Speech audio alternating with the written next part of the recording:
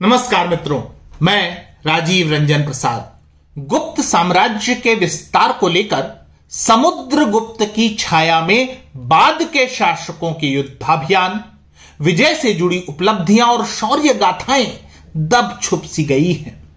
इस कड़ी में गुप्त शासक और महान विजेता चंद्रगुप्त विक्रमादित्य का नाम भी आता है।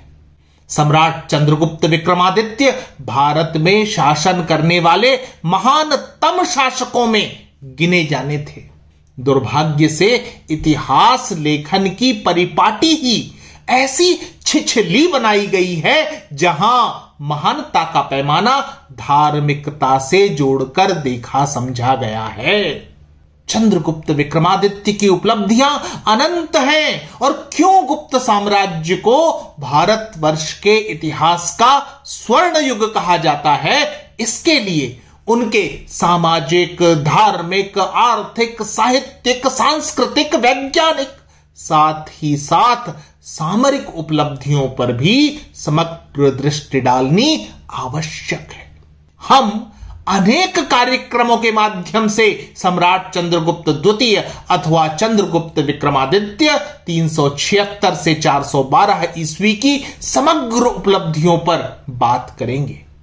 आज का विषय उनके युद्धाभियानों पर ही केंद्रित रखते हैं, जिससे विषय की समुचित मीमांसा संभव हो सके। सम्राट चंद्रगुप्त द्वितीय की वीरता को उनके विभिन्न नामों और ग्रहण की गई उपाधियों से भी समझा जा सकता है। सांची लेख के अनुसार उनका नाम देवराज था। इसकी पुष्टि वाकाटक नरेश अवरसेन द्वितीय के चम्मक लेख से भी होती है, जिसमें सम्राट चंद्रगुप्त विक्रमादित्य की पुत्री प्रभावती गुप्त को महाराजाधिराज श्री देवगुप्त की सूता बताया गया है।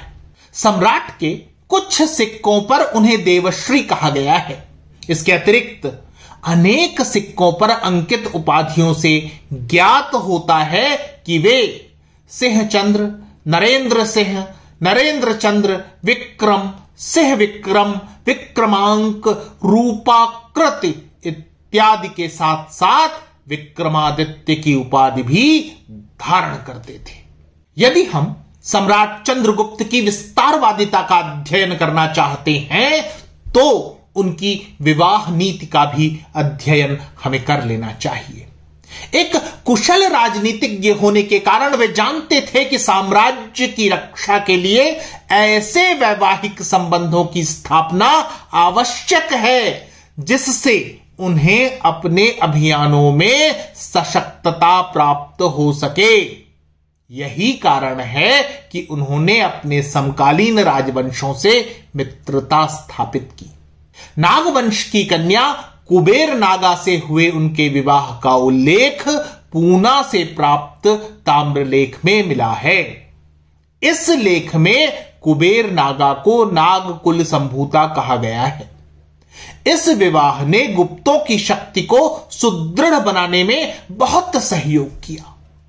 इस राजकन्या से प्रभावती गुप्त नाम की पुत्री उत्पन्न हुई, जिसका विवाह वाकाटक नरेश रुद्रसेन द्वितीय से करवाया गया। सम्राट चंद्रगुप्त ने इस विवाह संबंध से वाकाटकों का साथ लिया तथा अपने राज्य की सीमा से लगे शकों को वाकाटकों का साथ लेने से हमेशा के लिए वंचित कर दिया। शांति वर्मा के तालगुंड स्तंभ लेख में कदंब राजा के काकुस्थ वर्मा की पुत्री का विवाह चंद्रगुप्त द्वितीय के पुत्र से करने का उल्लेख है। हो सकता है कि यह विवाह राजकुमार कुमारगुप्त से हुआ हो। कदंब ब्राह्मण थे जो कुंतल प्रांत, मुंबई का दक्षिणी भाग और कर्नाटक का उत्तरी भाग में रहते थे। राजा भोज के श्रृंगार प्रकाश में भी चंद्रगुप्त द्वितीय द्वारा कालिदास को यहां राजदूत बनाकर भेजने का वर्णन मिलता है। वाकाटकों व कुंतलों से वैवाहिक संबंध कायम कर चंद्रगुप्त द्वितीय का यश दक्षिण भारत तक फैला। चंद्रगुप्त को सिंहासन ही शकों के साथ संघर्ष के पश्चात प्राप्त हुआ था। इस संबंध में देवी ध्रुव स्वामिनी, रामगुप्त और चंद्रगुप्त के संबंधों और शक आक्रमण पर मैंने विस्तार से एक कार्यक्रम में चर्चा की है, जिसे मेरे चैनल पर देखा जा सकता है। संक्षेपण यह कि चंद्रगुप्त द्वितीय का शकों से संघर्ष अपने भाई रामगुप्त के शासनकाल में अर्थात सिंहासन पर बैठने से पूर्व तथा पुनः सिंहासन पर बैठने के पश्चात अर्थात 2 बार हुआ था।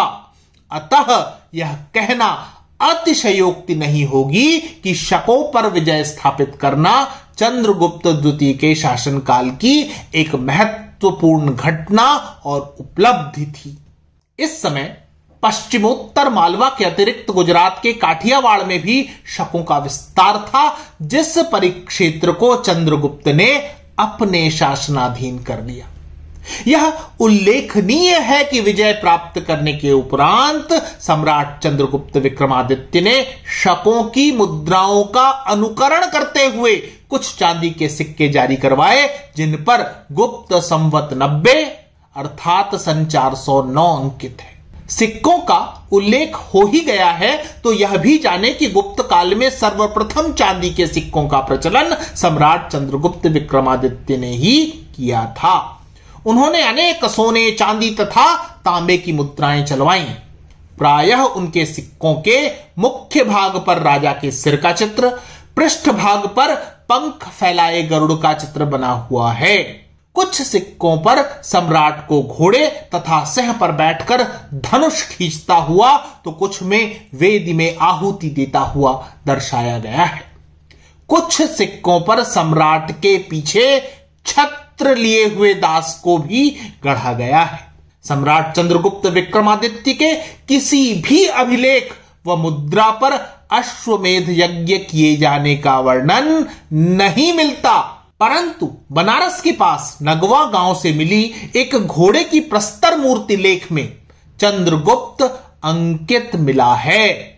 इस पर डॉक्टर रत्नाकर का मत है कि यह मूर्ति अश्वमेध के अश्व की है और नाम सम्राट चंद्रगुप्त द्वितीय का ही है। इतिहासकार इस बात पर एक मत है कि शक्तिशाली शकों को परास्त करने के बाद ही गुप्त सम्राट ने विक्रम, विक्रमांक या विक्रमादित्य की उपाधि धारण की थी। संभवतः यह उपाधि शकार्य विक्रम संवत के संस्थापक उज्जैन के राजा विक्रमादित्य की स्मृति में धारण की गई होगी।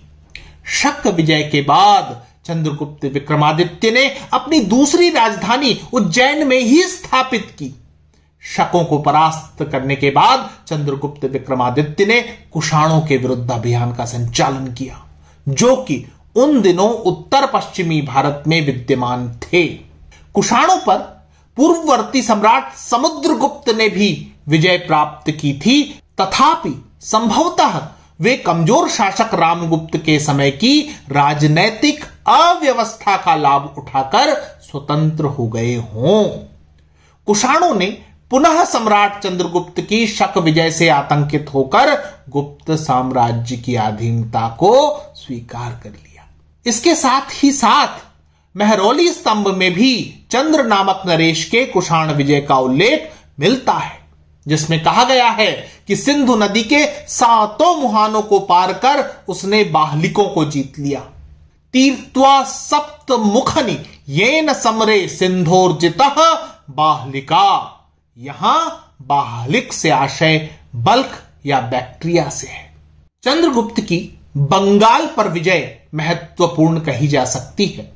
उन्होंने समतट, बंगाल का पूर्वी समुद्र तट, डबाक, असम का नवागांव तथा कामरूप, असम परिक्षेत्र आदि राज्यों को अपनी अधीनता स्वीकार करने के लिए बाध्य किया।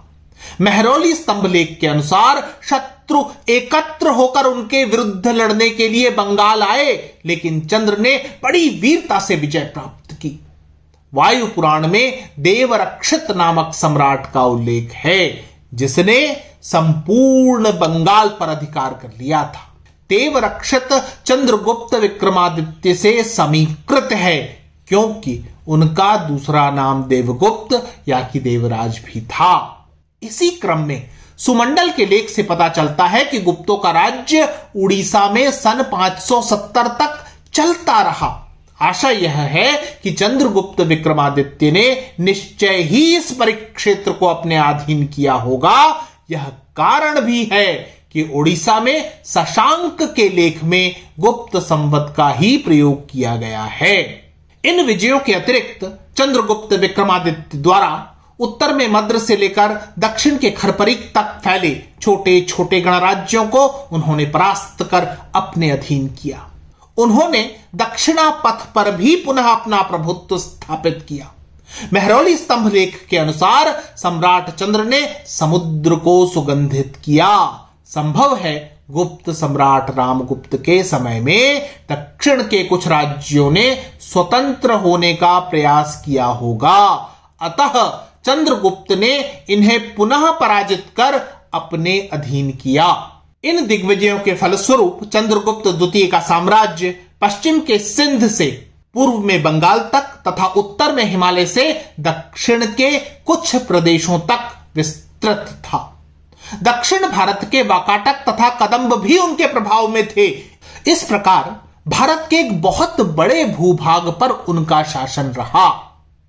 सम्राट चंद्रगुप्त विक्रमादित्य के बाद इतने बड़े भूभाग पर किसी अन्य भारतीय नरेश ने कभी शासन नहीं किया। मित्रों, आज इतना ही। फिर मिलता हूं ऐसे ही किसी ऐतिहासिक संदर्भ के साथ।